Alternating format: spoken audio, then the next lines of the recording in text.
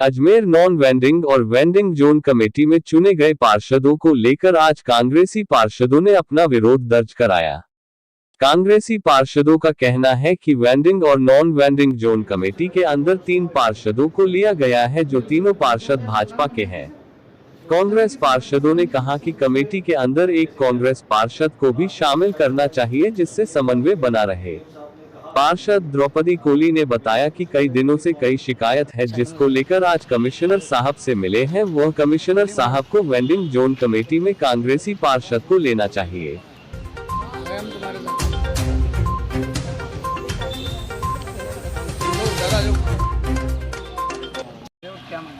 आज हम कमिश्नर साहब से एक मांग को लेकर, सबसे महत्वपूर्ण मांग को लेकर मिले हैं। सारे कांग्रेस के पार्षद जो वेंडिंग और नॉन वेंडिंग जोन की जो कमेटी बनाई गई है, उसके अंतर्गत तीनों पार्षद बीजेपी के भेजे गए हैं। यहाँ से नाम हमने वो विरोध दर्ज करवाया है कि भाई तीनों पार्षद बीजेपी के भेज दिया आपने।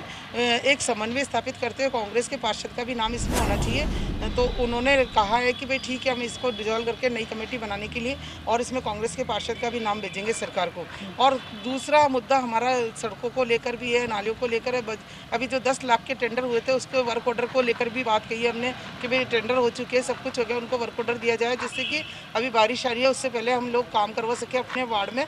और लाइटों के लिए भी था कि भाई लाइटों के लिए टेंडर पिछली जब मार्च में जीसीवीसी में लाइट में पास हुए थे, और वो अभी तक मार्च से लेकर आज जुलाई हो गई है और अभी तक न तो लाइट खरीदी गई है, उस बारे में भी चर्चा की गई है। तो उन्होंने यही कहा कि नहीं, शीघ्र ही लाइट भी आ जाएगी। तो इस तरह से बहुत दिनों से कमिश्नर सर से बात नहीं हो पा रही थी, तो कमिश्नर सर से इसलिए सारे कांग्रेस पार्षदों ने बैठकर ये डिस्कस किया है कि काम किस प्रकार से करना है, क्या है।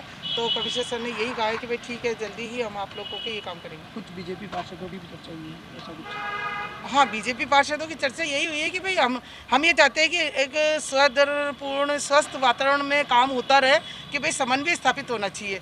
क्योंकि अगर बीजेपी पार्षद है तो हम ये नहीं कह रहे कि बीजेपी पार्षदों को मत लो।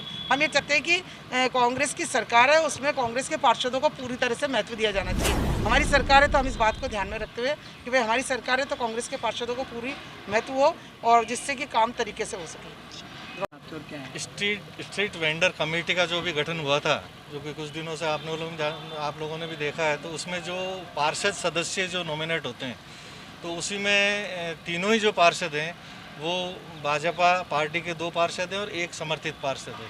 तो आज इस संबंध में आयुक्त साहब से मिलने आए थे कि पूर्व में भी जब 2016 में गठन हुआ था, और सभी उसी समय भी ये कि भाई 25 जो आप मेंबर्स लेते हैं, उसमें कम 3 मेंबर में 3 पार्षद में से 1 कांग्रेस का लें, ताकि कम से कम 1 कांग्रेस की तो पार्टिसिपेट तो रहे पार्टी की उसमें।